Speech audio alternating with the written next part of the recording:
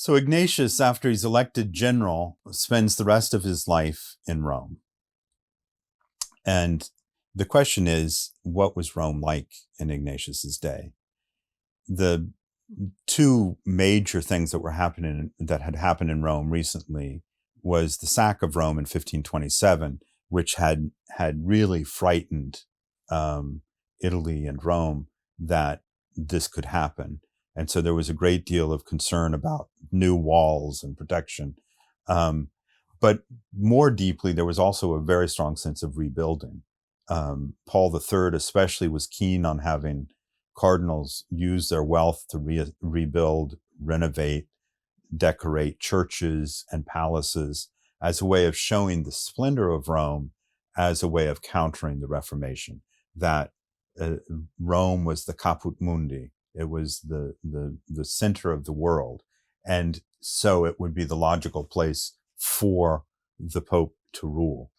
It's the beginning of a papacy that's increasingly the center of Catholic Christianity. And so it's something that still has to be articulated. Trent is beginning to articulate it, and it will continue to be articulated into the 19th century. But that's what's going on. At the same time, Rome still has its corruptions, its abuses. There's a great deal of money and wealth that runs around within certain Italian families, Roman families, and cardinals, and power plays. The role of Spain in Rome is very strong still.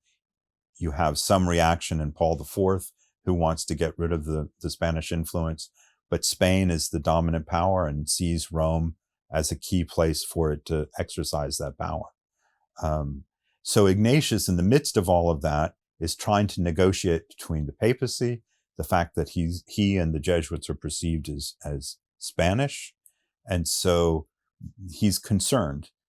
Another interesting thing that happens to Ignatius in Rome are the concerns that he might be a heretic, an alumbrado, based on the spiritual exercises, that somehow the spiritual exercises, by calling forth sort of a personal conversion, puts at risk the role of the church in conversion and the role of the community in salvation. So that's an accusation that had begun in Paris, that had continued in Venice, and that comes to Rome. He's acquitted. There's a study, and the exercises are not only found to be acceptable, they're in fact sort of canonized by the Pope as a key element for the Counter-Reformation, for the Catholic Reformation. And so there's a struggle. There are always power struggles that are going on in the Rome of Ignatius's day, and he has to be aware of it. He has to call on some of his talents as a courtier from before his conversion to deal with that. Another interesting note is that it was also a Rome of reform. So the Theatines are there, the various reformed orders are beginning. Philip Neri is a good friend.